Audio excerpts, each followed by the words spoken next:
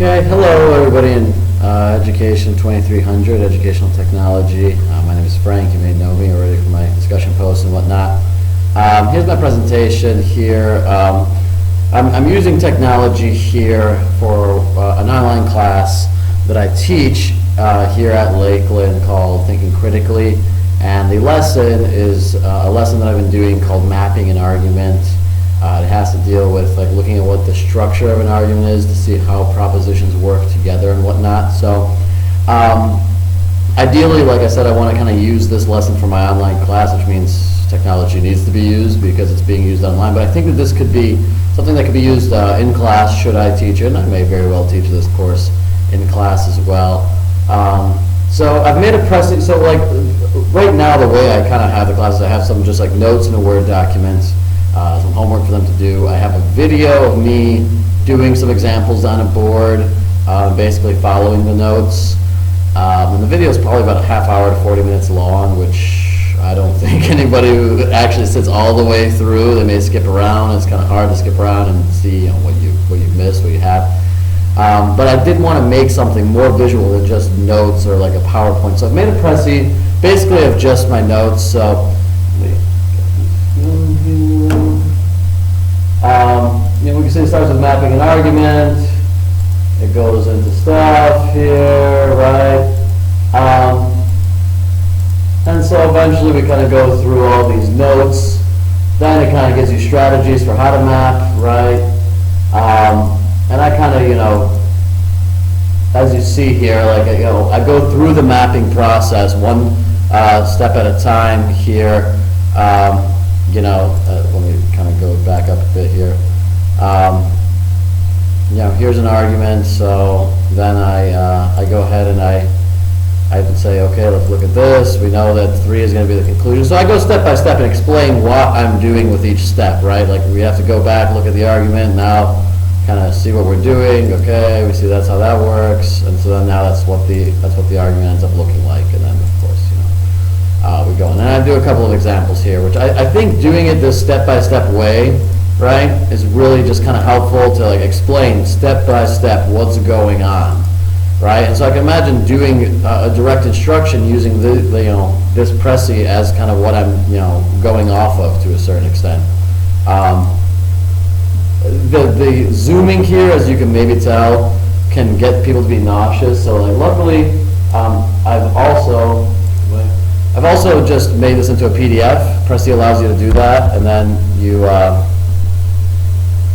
one can just kind of go through. And it's basically the same thing, just it doesn't zoom as much. And this could be a little bit easier because you may know, hey, we're going specifically for a certain slide. And so this could get the nauseating effect out of it. So my plan would be to post both the Prezi and the PDF version of the Prezi, especially if going back, you don't have to keep clicking through and zooming in and out. It can be rather nauseating. I thought about adding a voiceover into the Prezi as something explaining everything, but to be honest with you, the time that it would kind of take to do that, I don't know if it would help, and it may actually be annoying, especially if somebody's looking at the Prezi, going back to try to figure out, just one step how I got a certain problem, having to hear me just repeat something over and over again. I barely like the sound of my own voice, so I'm sure the students don't. So I think this is a good way to get the instruction down, and then in terms of assessment, what I want them to do is I want them to be able to mapping these arguments is essentially analyzing the argument, analyzing the structure and the reasoning for the argument itself. So I want them to analyze arguments, but then what I also want them to do is to create their own arguments and analyze those as well, and then to explain each step of their mapping process. So I've made up a homework assignment here. So as you see, it says, for problems 1 through 6, map out the structure of the argument using the numbers provided. So I have six examples here of varying length, and a varying difficulty that I just want them to map out. So that's just pure analyzing of arguments. But then the further instructions are, well, after you are done create 4 arguments and map out their structures. Each argument must have a minimum of 4 propositions. I've done this so that they can't just do like, it's raining, therefore I'll use a coat, and then it's a super easy argument, and I don't want them, that's, not meeting the objectives that I want them to get, right? So they have to have 4 propositions, which means that it's going to be a semi-complex argument that they're going to make. So I want them to make 4 of these arguments as well, and write them out in narrative form, argument form, the things that I kind of have in the Prezi there, and then map it out. But I also want them to create their own Prezi, right? In which they show step by step what's going on. So similar to what I had done in the Prezi, right? And let me actually open up the Prezi, right? Kind of go from the thing, right? Okay, so that's what we're doing, all right? Let's see, let me get back this up to exactly where I'm supposed to be here. And so, like I said, this can be kind of nauseating with all the zooming in and out, but I think it is kind of helpful to do it that way, right? So, okay, so like do this type of thing where you say, okay, we're going to get to 4 eventually, how are we going to get there, right? And then, okay, we write down 4. And I think that, obviously it's going to take them some time to get comfortable with Prezi to do it, and it's going to be there's some bricolage going on in there, right? Having them play around with it. And given that they have a week to kind of process all this information, I think they'll have enough time to play with it. I may even earlier in the semester have them play with it once or twice, just so, by the time they get there, it's a little bit closer. So, some knowledge of Prezi is going to be, necessary. Obviously, knowledge of the internet and things like that are going to be necessary, and some past lessons are going to come into this lesson as well, like what narrative form is, what argument form is, what a conclusion is, what a premise is. So those are some things I'm going to expect them to know, but getting them to use this in this way, right, where we say, okay, this is the argument. Now, where are we going? We write number 4 down. Now let's go back and look at it again. Now we see that this relationship exists between, let's say, numbers 2 and 3. Let's write those down. And doing it step by step and zooming out to see the big picture, I think, is the best way to analyze it and to see exactly what the structure is.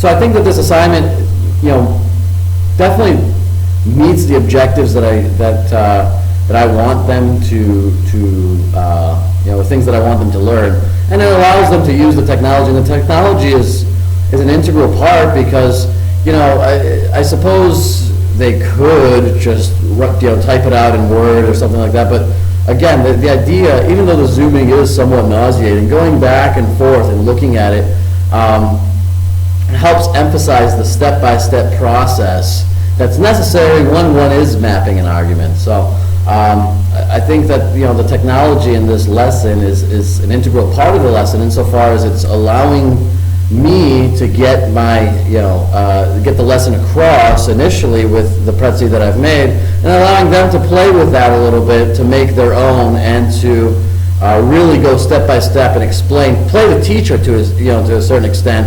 I may even add that in parentheses somewhere in my instructions on the assignment, like do pretty much what I did in the presentation that I made, so that you kind of go again step by step and really analyze the argument pretty well. So I think that this is going to be a better way, and actually next semester I may end up doing it this way instead of the old way, because I think the old way, this has been the hardest lesson for this class. They always have the hardest time with this lesson, so I think that this is going to help a lot, and I think it's going to enhance their learning and allow them to grasp the lesson a little bit better, really getting hands-on with it, as opposed to, like, if we go back to these first 6 problems, which is essentially the way I do it up till now. They get to map the arguments out and do that sort of thing, but it's not as hands-on as making something like this, right? And you really need to go step by step and figure it out. So I hope you guys like this presentation. I hope you guys, there's some documents up there, the assignment itself, the notes that I'll have up there, the lesson plan itself as well. So browse those, let me know what you guys think. Let me know if you think that this is good, if I've utilized technology enough, and whether you think that this is, I know you may not know exactly what mapping an argument is. I don't want to give you a half-hour lecture on that, but let me know if you think that based on kind of what I've said here, if You think that this is going to be something that's going to work, right? I look forward to seeing what all you guys have to say.